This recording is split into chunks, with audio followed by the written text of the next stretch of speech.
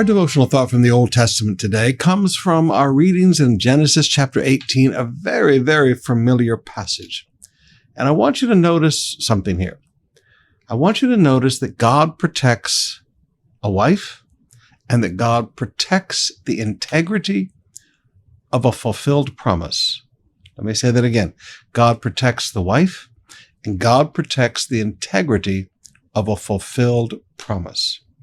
Now, I want you to notice in Genesis chapter 18, just think with me, we read this the other day, verse 10, "Then one of them said, I will return to you about this time next year, and your wife Sarah will have a son."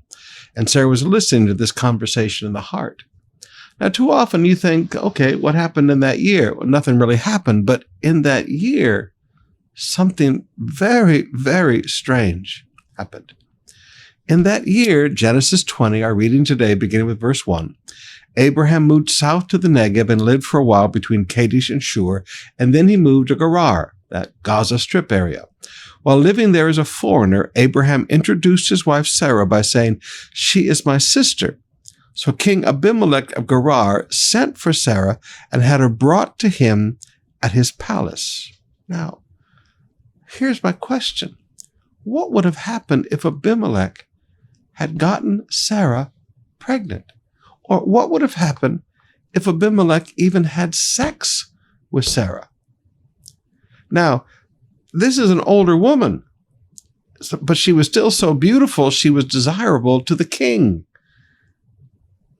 What would have happened? God said, by this time next year, you and Sarah will have a child. Okay, is it my child or is it Abimelech's child? See, Abraham did not protect her. God did. Abraham said, Sarah, I want you to agree that you'll always be introduced as my sister. He deceived the people of that area because of his fear. Abraham, like all of us, was not a perfect man.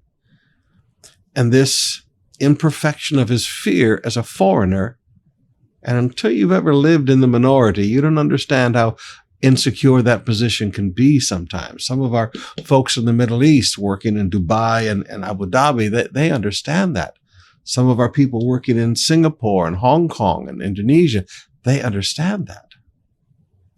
So here he is, out of his fear of being in the minority. He doesn't protect his wife. Instead, he uses his wife as a shield for himself. But God protects her. God gives Abimelech a dream in chapter 20, verses 3-7. It says, "Now, Abimelech, don't you dare touch her." And verses 17-18, he closes the wombs of all of Abimelech's servants and Abimelech's wife to make sure that nobody touches Sarah. He is protecting not only this woman of God that was going to be the mother of Israel, he was protecting the integrity of the promise. Now, brothers and sisters, sometimes you and I need to realize that between the giving of the promise and the fulfillment of the promise, we make a lot of decisions and a lot of life is lived. And there are times that God has to step in. And because of our failures and our sins, God steps in to maintain the integrity of his promise.